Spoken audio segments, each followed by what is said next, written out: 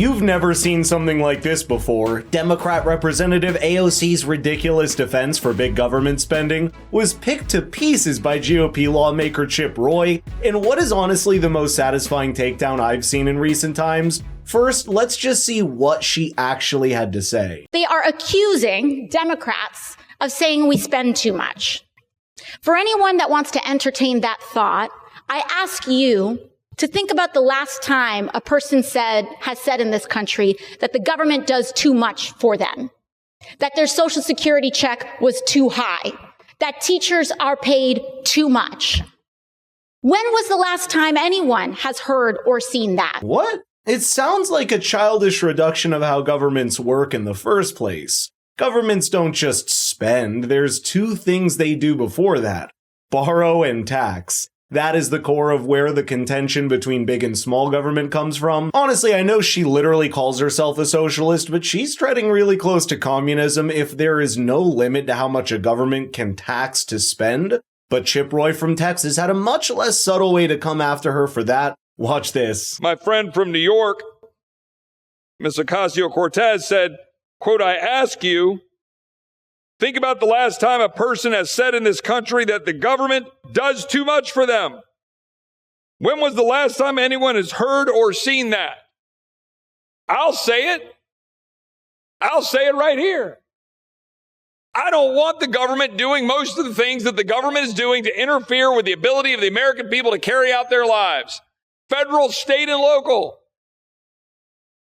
When was the last time you had a bureaucrat show up and you said, "Oh, joy. Thank you.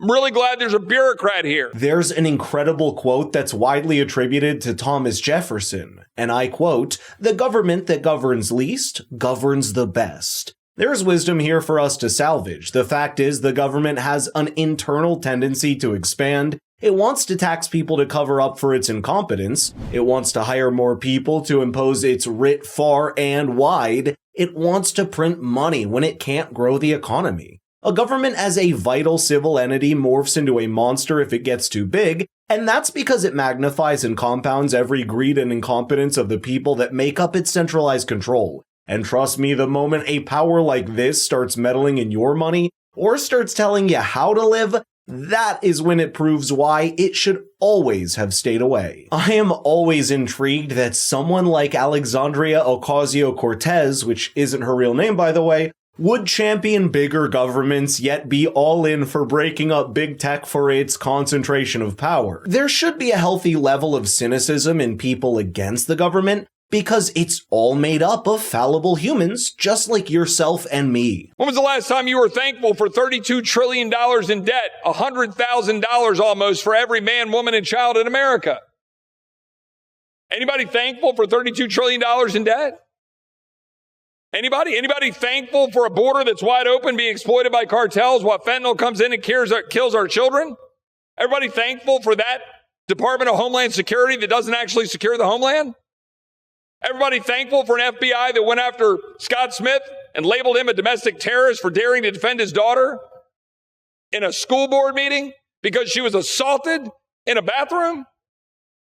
Anybody thankful for the IRS knocking on your door? I think that's a perfect string of facts from Chip Roy that captures everything from economic overreach to government dictation on social issues. You know what I can bet on? People like AOC would recoil at the idea of a big and more powerful government if it did not stand for the same political ideals that she does. And that's the point. Centralized control means centralized biases, vendettas, and ill-conceived partisan policy positions. And as Chip Roy just mentioned, it also leads to the erosion of your privacy and rights over time, as what happened to Scott Smith, who was a father arrested for supposed disorderly conduct at a school board meeting, trying to defend his daughter after she had been assaulted.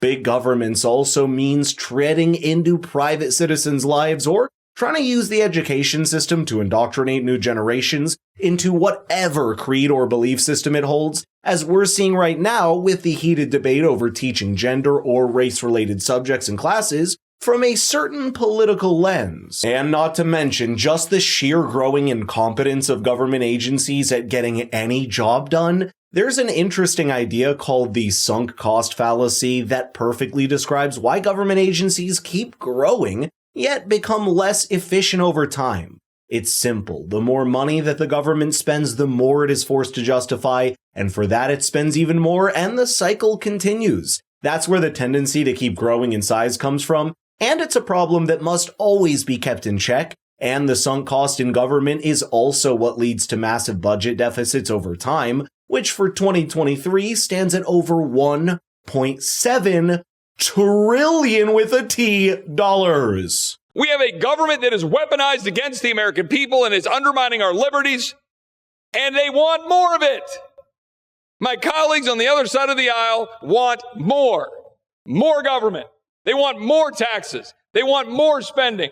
They want more bureaucrats knocking on your door. I can imagine AOC nodding along to much of what Chip Roy just said because it's true. It's not like they hide the fact they want more government overreach and greater taxation. They just don't seem to understand how ill-conceived those positions truly are when viewed in the context of history and our own protected rights. But I hope his words will ring true for the rest of us because what he said desperately needed to be articulated for the American people.